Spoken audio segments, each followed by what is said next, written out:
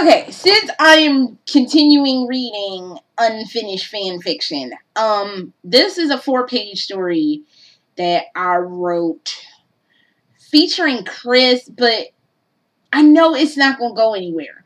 It's what it is eons and eons ago, like I'd say 1996. I was going to write this story about what happened right before Resident Evil 2.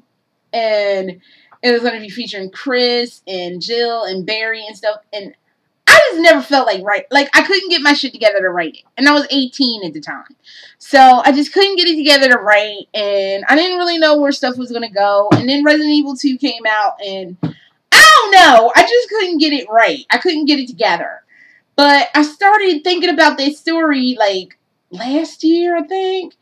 And I was like, well, I could probably write it now. But I still don't really want to write it because I'm not a Chris fanfiction writer. I ain't gonna lie to you. When I do Chris, I have him borderline drooling on himself because that's just how I see Chris. Is just borderline drooling all over himself all day because I'm not a Chris fan. I like sexy Wesker. I'm not feeling my boobs. I'm feeling sexy Wesker. But, yeah, so I'm not a Chris fan. It's hard for me to write Chris fan fiction. Probably the story that I had him the least, idiotic is probably the uncomfortable conversation. Other than that, I can't write for Chris. Anytime I write for Chris, he is just a complete idiot. So, I'm sorry if that offends you if you're a Chris fan, but I'm not a Chris fan. Team Wesker for life. So, I wrote this story, and basically it's I think a month or two after the mansion incident, and Chris's life is just in a ditch, and he's trying to figure out what to do next. But it's before the shit happened in Resident Evil 2 and 3, and it was a month after the stuff went down. And it explains some stuff about Wesker that I can't really shoehorn into another fan fiction. Actually, I could, but I can't. I can't. So, what the hell? I don't have a title for this story either, so double trouble. Yay. But it's an Untitled Chris fan fiction, and I'm going to read it. It's 4 pages. Shit, I should have got more water. Hold on, I'm going to pause this and get water because I am dying. Reading Wesker's Conquest left me parched. So, or the remake of Wesker's Conquest. So, I'll be right back. Alright, yeah, so I needed more water. Okay, and I am back. Now, let's read this Chris Untitled fanfiction. Untitled Chris R fanfiction. Chris R. Sorry, I'll tell you about why I'm giggling later, but Untitled Chris R fanfiction by Acha Noichi. Chris walked into the star's office holding a piping hot cup of coffee from Grossman's Deli in his hand.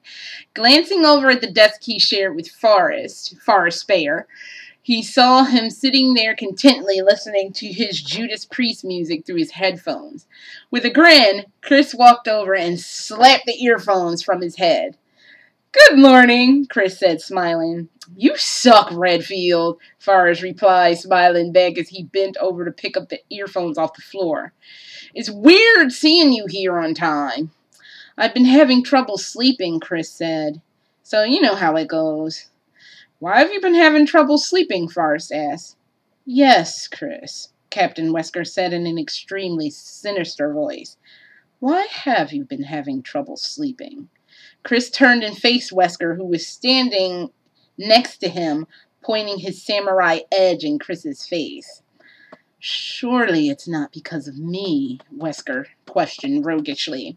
"No," Forrest said sorrowfully. "It's because of me." Chris turned his gaze away from Wesker and back to Forrest, and he was horrified to see that Forrest's body was cold and gray. He had bloody cuts all over his once strong arms. His face, once full of vigor and enthusiasm, was now in shreds of loose skin as blood poured from horrific wounds. His brown eyes bulged horrifically from their sockets. "Forrest!" Chris screamed frantically. "Forrest!" "You can't save him, Chris," Wesker said cruelly. his entire STARS uniform drenched in blood. Nor can you avenge him. Chris turned to Wesker. His dark brown eyes flashed with a blinding rage, but his actions were arrested by Wesker, who still had his gun pointed directly at his face. Reading is thirsty work. At Chris's face, too, by the way. Too bad, Chris, Wesker said sardonically. You'll never be able to avenge them. Or stop me. Wesker pulled the trigger, and a bright flash of white, blue, and orange exploded from the pistol as a bullet erupted from his chamber and then sped toward Chris. Letting out a loud scream as Chris woke up, completely sodden and... Letting out a loud scream, Chris woke up completely sodden in sweat. Fuck, he exclaimed as he panted for breath. It had been a month since the incident at that terrible mansion, and yet the nightmares remained. In fact, they got more intense as time passed on, and the lack of sleep was beginning to unhinge his mind. Chris looked over at the clock. It was about 6:45 in the morning. This had been the first time in ages he had slept for about 4 hours, but he was still exhausted. He wanted to go back to sleep, but he knew sleep wasn't going to come easily or be without another disturbing dream. With a sigh, Chris threw the sheets from his body and pulled himself out of bed. Chris walked over to the door of his bathroom and turned on the light. Pulling the shower curtains to the side, he turned the knob and the water began to pour out of the faucet. Then he turned it to shower mode and waited for the frosty water to turn warm. Walking back into his bedroom, he turned on the television and paused to hear news of the day in Raccoon City. Good morning, Raccoon City, a woman broadcaster began. We are continuing our coverage of the fire that occurred a month ago in Raccoon Forest. It appears that the Arklay County firefighters have made headway in the month-long blaze. We turn to Candace Monroe live at the scene. Firefighters have finally turned a corner in the fire in the densest part of Raccoon Forest. Chris listened intensely to the story. While he was happy to hear the fire was starting to come under control, he was still dismayed about other aspects of the story. Thank you, Candace, the female anchor said as the story ended. The fire in Raccoon Forest was started when a large-scale illegal narcotics lab exploded, killing everyone inside, as well as several members of the Special Tactics and Rescue Service who were investigating the area. Chris grumbled a few expletives under his breath. An illegal narcotics lab? That was the cover story fed to the media, and it made Chris sick to his stomach that they were so easily buying it. In other news today... Oh, wait a minute, I gotta roll this up. In other news today, a massive house fire in a subdivision in Arklay County are threatening to stretch the beleaguered Arklay County Fire Department to their limits. Reporter Keith Branson has that story. Good morning, Mary, the reporter began. A huge house fire broke out in the exclusive Arklay Hills neighborhood in the subdivision of Bella Vista Point. Chris instantly perked up as the reporter had started the story. Bella Vista Point was where Wesker lived. The two-alarm fire broke out in a large-scale private residence at 1470 Madame Curie Lane. What the fuck? Chris questioned. The blaze started around 3 a.m, the reporter continued. Firefighters rushed to the scene and worked diligently to put out the blaze. It took about 2 hours to get the fire under control, and as you see, the entire house was completely gutted. Chris's jaw practically fell through his apartment floor. He couldn't believe what he was seeing. The fire marshal has deemed the fire suspicious, and it will require further investigation. Keith, can you tell us if anyone was home during the fire? The anchorwoman asked the reporter. Investigators say there was no signs of anyone being home when the blaze occurred, the reporter answered. It turns out that this was the former residence of STARS division leader Captain Albert Wesker, who, as you know, was one of the STARS members killed in last month's explosion in Raccoon Forest. Dun, dun, dun! Sorry, I gotta roll this up. Chris ran over to the phone and dialed Jill's number And hold on, Chris ran over. Help me, I can't read. Chris ran over to the phone and quickly dialed Jill's number. Groggily, she answered the phone. Sorry to wake you, Jill, he said frantically, but we need to meet up ASAP. Chris, she said, still trying to fully wake up and comprehend what was going on. What's happening? Just meet me at Patty's Pancakes up on French Street in about a half an hour. Chris said, sounding near hysterical. Are you okay, Chris? Jill asked, sounding extremely concerned. No, I'm not, Chris answered. Abruptly, Chris hung up the phone and proceeded to dash off into the shower to prepare for his meeting with Jill. 30 minutes later, Chris found himself sitting in a booth at Patty's Pancakes, waiting for Jill to arrive. Chris sat thumbing through the printout of everything he collected since the mansion incident a month ago. The majority of the information was on Wesker, which seemed to be an inevitable consequence of the research he was conducting. It appeared Wesker's spidery fingers were all over everything about that terrible time. Chris took a sip of hot coffee in front of him and continued to nervously thumb through the papers before him, waiting for Jill to arrive. Finally, she walked through the door and practically ran over to Chris. Are you okay, Chris? Jill asked, sounding very worried about him. Wesker's house burned down today, he said dryly. When did that happen? She said, sounding surprised. It was on the news this morning, he said. They said it was a suspicious fire. Jill didn't answer. Sorry, I'm being nosy. Jill didn't answer. They also said no one was there when the blaze broke out, Chris continued. But that doesn't mean he didn't set the fire. Yeah, Jill said. He's destroying everything of his old life completely. It seems that way, Chris said, practically devoid of emotion. I was doing some digging on our former captain, and it seems that since May, he's been gradually selling off his ample stock in Umbrella. Chris took out a few pages from his stack and slid them over to Jill, who glanced through them. The last bit of stock he sold 3 days before we went up to that mansion, he said, changing tones from emotionless to bitter. He made $9.6 million?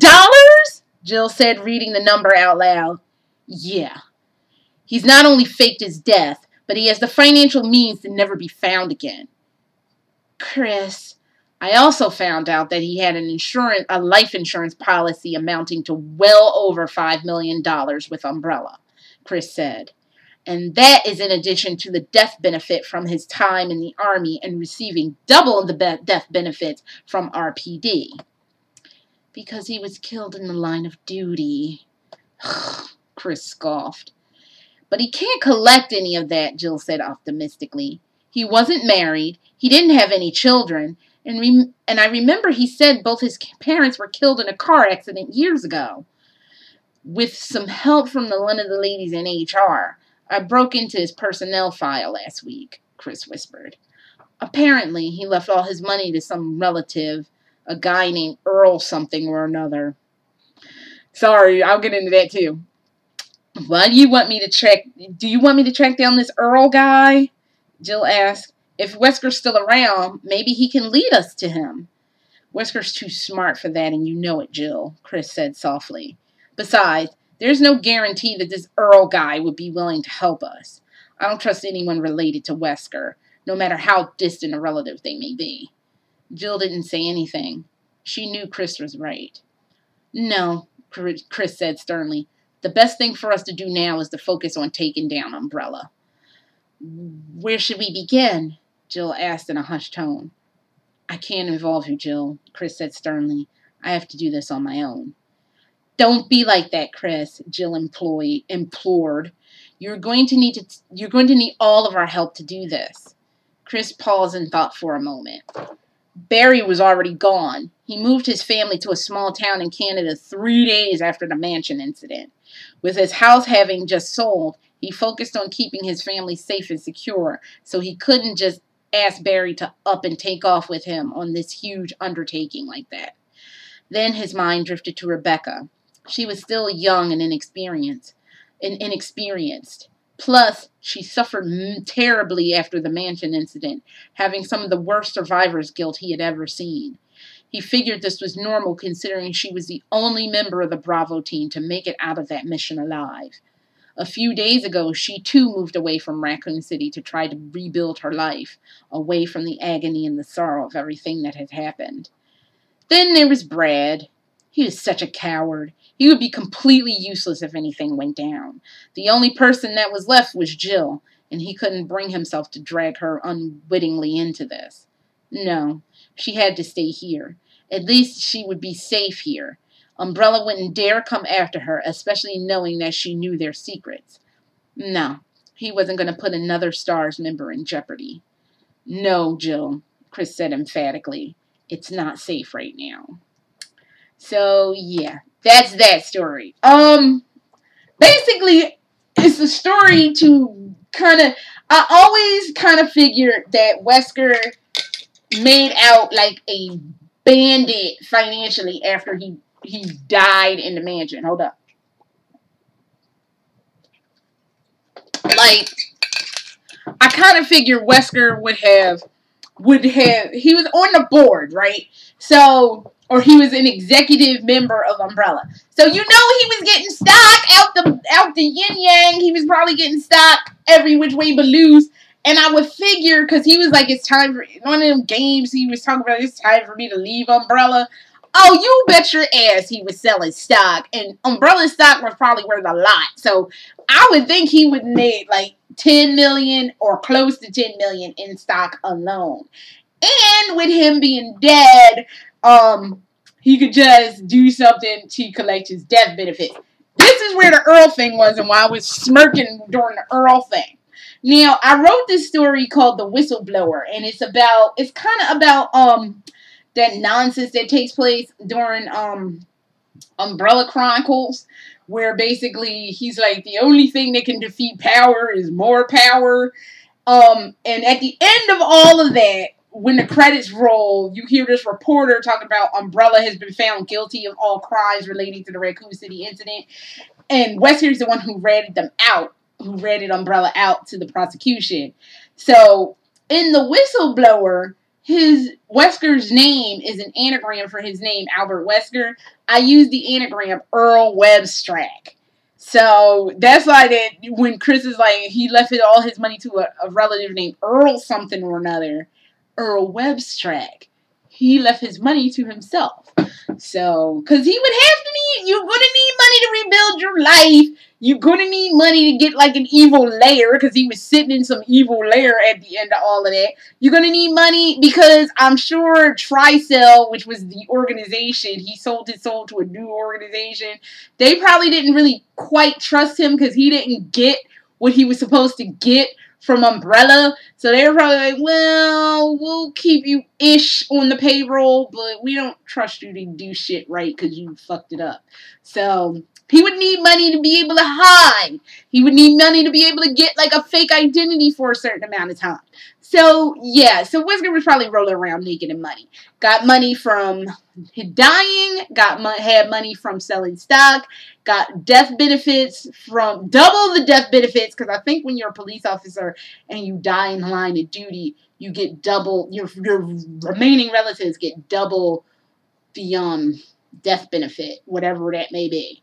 So I can't imagine for Wesker that was a lot. That was probably like maybe like $100,000, but like every little bit helps when you're trying to hide and sleaze around. So, but yeah, basically that was for me exposition to say how Wesker was able to financially get all this exercise shit.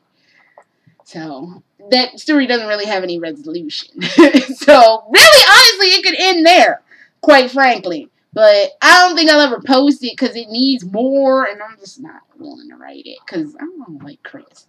So, and I guess I could go into stuff with Claire because I don't mind Claire so much.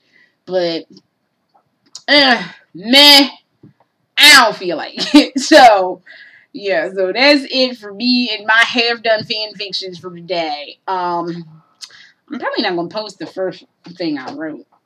like the first thing I did. I read half of Wesker's, the retool Wesker's Conquest, but I don't know if I'm gonna post that. I might just post this. So thanks for sticking with me for like 20 minutes, and